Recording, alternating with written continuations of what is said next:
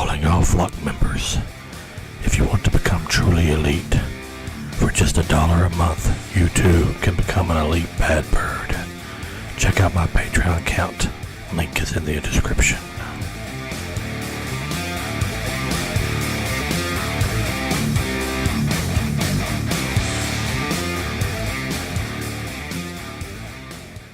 Hey, welcome back, Bad Raven fans and EB member. We are here on, I guess you could say, the Bad Raven's Nest, and it's Halloween time. We're getting ready to have the Halloween party 2018. So we decided, me, Drew Drop, and the new J-Dog here, we'll introduce you to in a few minutes, new character. We'll be doing a review of the Halloween 2018. So I just wanted to kind of show you the Bad Raven's Nest with the Halloween theme behind us. Yes, it's all here in its glory. Got a little Chucky going on, a little Friday the 13th. Got a little Halloween behind me here. So we are ready. We got the cobwebs going. We got the lighting. Everything's ready to get into our review. So we're going to check in with the two I told you, and we'll be right back. Alright, I'm good. Okay, we're here. We got a new entry today in our character list. Of course, you know the Bad Raven. I always know him on my channel. You Drew got Drop. the Drew Drop. And we got a new character for the Bad Raven channel, and it is J-Dog. J-Dog. J-Dog. This is Jordan, Andrew's brother. And he went and watched Halloween 2018 today. And we decided to go watch it on Friday. We had to end up going to a 9:40 showing because Andrew made us miss the turnoff. What? No, it was you. No, I'm just It was your fault. Well, yeah, I was the one driving. No, anyway, we tried to go to the 7, but we didn't get there in time to get the ticket, so we ended up going to the 9:40. Got good seats. We're very happy with that. So this is going to be our review of the Halloween 2018, and we're going to. Do you want to do a non-spoiler first and then do a spoiler, or how you want to do it? Probably like a non-spoiler and then the spoiler. Yeah, then we'll say Yeah. spoilers. And okay. Yeah. The first section of this will be spoilers, and we will give you plenty of time to turn off the video if we get the non-spoilers if you haven't seen it yet, which is just the first weekend. I said a lot of people haven't got to see it yet. Exactly. So, all right. We arrived at the theater, and we sat down. I wasn't, like I always say in these videos, I wasn't expecting much. I'd seen one trailer. It looked interesting. Yeah. But I was very skeptical with what it was going to be about. Yeah. I mean, I knew it was going to be about Michael Myers, but how they was going to get him into play was another story. So I'll start with my first opinion, and then they could add theirs. We went and watched it, and I have to say, after watching the entire movie, I was pleasantly surprised. I thought it was a good take on the Michael Myers lore. He's back as far as actually feeling like Michael Myers. In the past, in sequels, not talking about part 2, but beyond, like in part 4 or 5, whatever, it really didn't feel like Michael to me. He felt like an imitation, even though I did like part 4. But I thought this one, they went back to the roots, and even though I hated that they had to get rid of part 2's, all the stuff that happened in there out, I just wished they could have kept that, but I understand they didn't do it. But I thought the performances were strong. Michael was the original killing machine that he was in the first. Yeah. Just no mercy. Yes. Very brutal, very cunning killer. Laurie Strode, played by Jamie Lee Curtis. Great acting job. Very emotional for her because she was facing the shape again in this one and was dealing with it in her own way. Yeah. I was kind of worried about the all the stuff that's going on now with the social justice warrior stuff. I thought they would be just pretty much kicking Michael Myers' butt, which she had her hands in that too, but it felt like it played it more realistic as she could do. So I really enjoyed it. So whoever wants to start next can say some stuff. I went to the Thursday night showing before they even saw it, and when I went in there, I thought it was going to be a bad movie because That's what I was thinking, that it was going to be a bad movie. yes, well I was saying it was going to be a bad movie just because Halloween 4 and on were just terrible because I did not like Especially, I did not like Halloween 5. I thought that was really, really bad. Like the other movies I haven't even watched. Like I've watched some parts of H2O. I watched some parts of like the Rob Zombie movies, but those are, I heard those were pretty bad. So I was just not thinking. I thought they was going to screw it up again by putting something in there that we don't like or something like that, you know. But when I went in there, I was pleasantly surprised that they didn't do any of that crap. They didn't do the Thorn crap. I thought that was good. So yeah. What do you think, J-Dog? Well, my opinion of the whole movie was that it has no other references from anything after the first movie. But I liked it. Like Drew Drop said, when I first went in, I figured that it was going to be a bad movie, that it wasn't going to be very good, but I actually ended up liking it. So, yeah. Okay. Well, we pretty much told you what our initial feelings were about the movie when we watched it, and vaguely kind of go over it. But now we're going to be, this is the spoiler section, so if you haven't seen the movie, please turn off this and come back later and watch the rest of this after you've seen the movie and see what you think. Okay, we set off in this part here where it takes place, like the trailer says. Michael Myers has been institutionalized in, I guess it's, did they ever say it was in Haddonfield? They didn't really, didn't really say. Smith's Grove. Yeah, well, Smith's Grove, so he was in the sanitarium. Yeah. And I assumed it's Haddonfield because everybody knew about the stuff with Michael Myers in the town. But anyway, it starts out there. We get to see two reporters trying to dig up some things about Michael Myers. They're doing like a study or something. They're wanting to find out about him. They actually go into the Smith Grove thing. And it's the part where you see on the trailer where they're showing him the mask, and he's got his back toward him, the shape, Michael Myers, and he's like screaming, "Hey, look!" He's got the mask out, and he's like, "Yeah, say something, Michael, about all the stuff that you've done." And he's like screaming at him, and Michael doesn't say anything, which is great. I think that's great because Michael Myers does not talk. They kind of say it in there that he can talk, but he chooses not to talk. And if he would have talked in this movie, I would have felt very disappointed because you don't want to hear Michael say, "Hi, how you doing?" It just wouldn't. It's not be like Mickey Mouse or something. Exactly. But anyway, he's there. They leave. The reporters leave that area, and it kind of goes. It shows you the town. It shows you Laurie Strode. She's pretty much become like Rambo. She's got like she's shooting like every gun that she has ever been invented on her property. She's in a secluded area. She's got it gated, and she's got security bunker down in the bottom of her basement. She's got every gun imaginable down there to defend herself if Michael ever does get loose. And she has pretty much made her whole life that way, and she has become very paranoid, very secluded from her family. She has had her daughter taken away from her when she was 12 years old because she was teaching how to defend herself. Kind of like got her all tore up about Michael, so they had to take her away from him. So you kind of see the daughter's point of view in this one too. She's got the granddaughters that she wants to be with her grandmother, but she can't because of her, they consider craziness over Michael Myers, that she won't let it go because he's been in incarceration for 40 years. They figure he's never coming back anyway.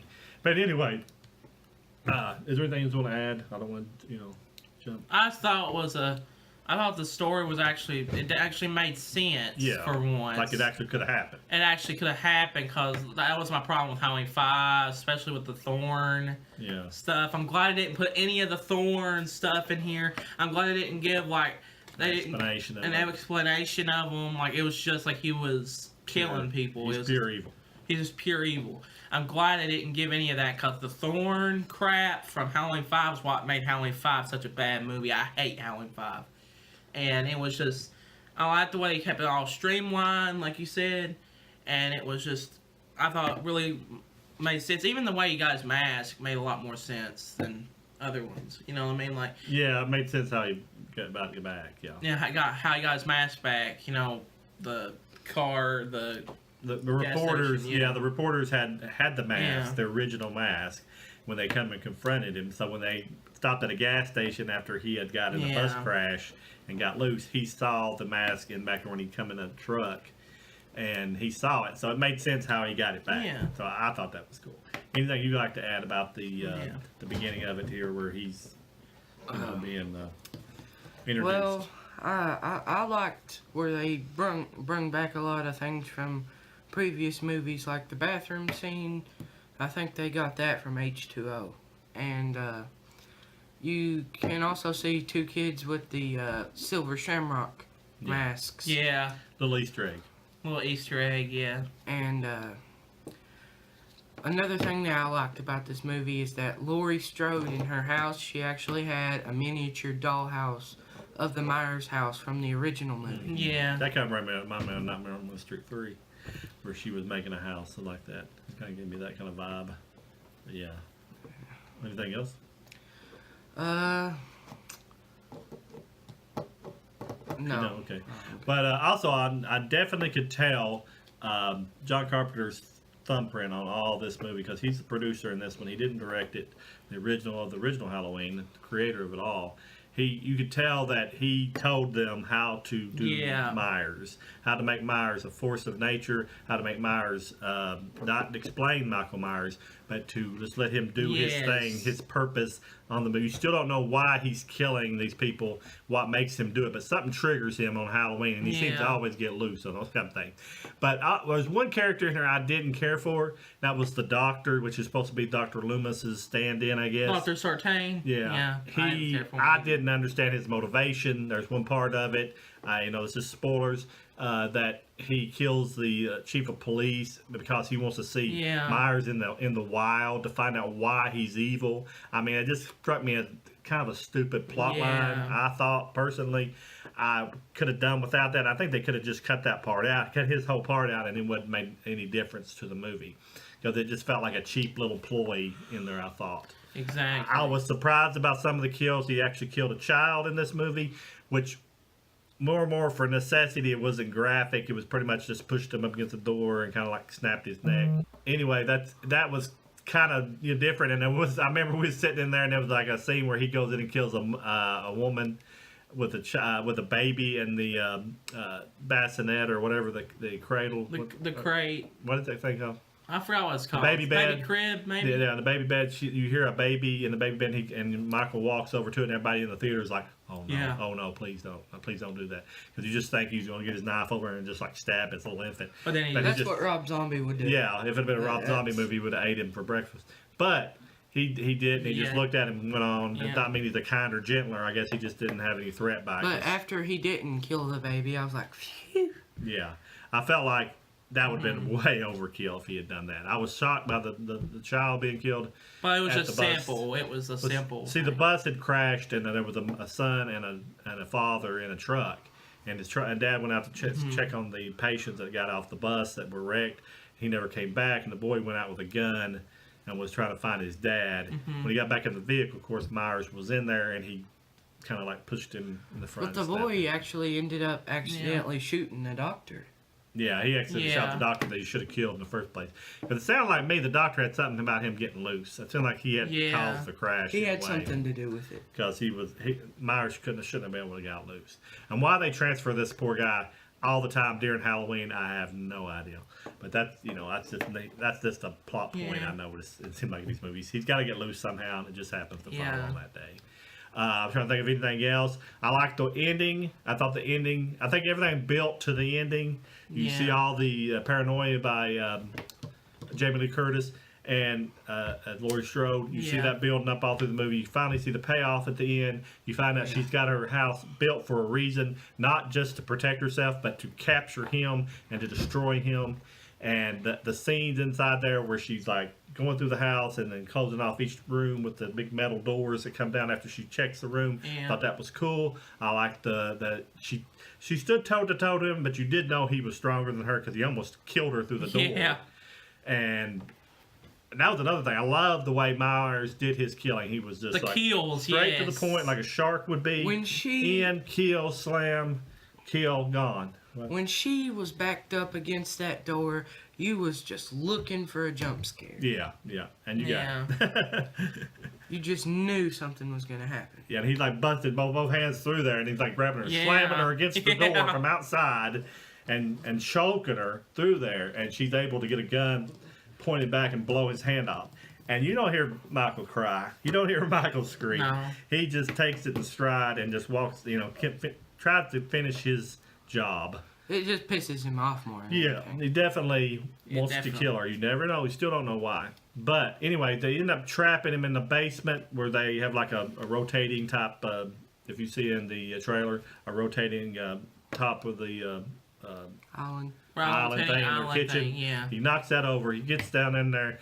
Well, her daughter shoots him, and which was Yeah. really a cool scene in itself. I like Yeah. the way that she's like screaming, "Oh, I can't do this! I can't do this!" And all of a Yeah. sudden he sticks his head out, and she said, "Gotcha!" Shoots him Yeah. out. But that doesn't was even a kill cool him. scene. Yeah. I like that scene. But that doesn't even kill him. But they end up getting in a big fight. He gets down in the basement. They come back up, and Jamie puts the spikes in there where he can't get out. It's like a gate pops down there, and Yeah. she's like, "Hey, this is why I built this place." She gets the whole thing on fire, and he's just standing there looking at her, which was a really Yeah. cool visual scene. He's looking up at her. She's looking down at him, and he's just like tilting his head like he did in Yeah. part one. Just like, why are you doing this to me type deal. And he's just staring there. I'd say everything behind him is in total gulped in flames. Totally cool scene. Totally well done But- thing. After Lori and her daughter and her granddaughter escape the house, it shows a visual of the room engulfed in flames, which Michael is not there. Yeah. Exactly, Yeah. yeah. You noticeably he's not standing there no more. He's like, Yeah. common sense would say he's fell to the ground because of all the fumes and all that. But, this is Myers. I told J-Dog and Drew Drop in the movie I said after the movie was over, unless you see his corpse, he's still alive. Exactly. So we stayed for the after credits. Drew Drop said that there was some after credits, but really the only thing it was his Just breathing, yeah. So that gave you another indication he's still alive. Sequels, you gotta have a Exactly. sequel. Which I wouldn't mind if they keep it on this type of thing and then make it realistic. And that's another thing, the tone. It was tone that's realistic. Mm-hmm. It wasn't campy. It wasn't, we get the camera. This is just a Myers movie. We're just going to make it funny and stuff like that. I thought the teenagers in it were very well done for the time that they were in. I thought all the acting across the board was good. The direction, cinematography, everything was awesome in this movie. What do you think? Yeah. I just thought it was just a really, really cool movie. I liked it a lot. I thought it was just really, really good movie. I mean, yeah, you just kind of took the words out of my mouth, so yeah. What do you think? The last thought you thought? Well, the last thing that I thought was it was a very good movie, but you just know somehow Michael is going to return. Yeah, It's just it's it's a matter of instinct. fact. Yeah. I don't know. Now, there's one thing I do want to talk about. Is that's the last shot of the movie. I don't know if they was wanting to tease something for yeah. a future movie or what, but it showed the granddaughter, and she had the knife, and it zoomed in on the knife with the blood, so went it's, off. and it went off. So, is she gonna become the next killer or something? Or is she the next Jamie Lee It Curtis? could be a Or could the next Jamie it Lee could be a Curtis or reference something? from Halloween 5, where Yeah, could be. she kills. It could have been, but I don't know if that's gonna be like in a future movie or anything like that. But yeah, I forgot all about that. Yeah, it did. It just zoomed in on her knife. She's still Yeah. holding it after she stabbed him. Because she was the one at the very end of the Yeah, movie she- that helped out her mom and her grandmother. She came in there with that knife and finished him off for him to fall back into the basement. But yeah, that's an unanswered question. Is he going to chase her now? Because everybody survived pretty much except for some of the townsmen and Yeah. stuff like that, friends. But I'm going to give my 1 out of 10 rating. I gave it an 8. I thought it was a well done movie. I think you should go out and watch it. You need to be watched for Halloween. It's a great little Halloween movie to watch. I heard a woman coming out that she thought it was scarier than she thought it was going to be, and it did have some scary parts. It had jump scares, but still it was scary for me, so I give it an 8. I'll give it an 8. I'll give it an 8.5. I'll give it an 8.5. So you hear all the things here. Go out and watch this movie. Yeah. Support this movie. We want a Friday the 13th movie. If these movies do good, we'll get hopefully we'll get somebody that can give us a good Friday the 13th movie. We just can't tell you how much Yeah. we really, really liked it. All right, I just want to say, remember, we do have a Patreon account, and if you want to support the Bad Raven, for just $1 a month, you can get a band. You can get your name at the end of every video. You can become an Elite Bad Bird. and we've already got one, and we want to add more to that. So Exactly. please try to do that if you feel like. If you don't, I understand. We just still love you. Come and watch the channel. We really appreciate every view that we get here. And subscribe. Tell your friends. Share these videos and tell them about the Bad Raven. We want to get out there. So from J-Dog and Drew Drop and the Bad Raven, we appreciate you coming out and watching this video. And what I was going to say is the Bad Raven is your friend. Always remember the Bad Raven is your friend. And we'll talk at you later. And Bye. The Bad Raven would like to thank the very first Elite Bad Birds member, the New York Dragon. Join him and support the Bad Raven channel.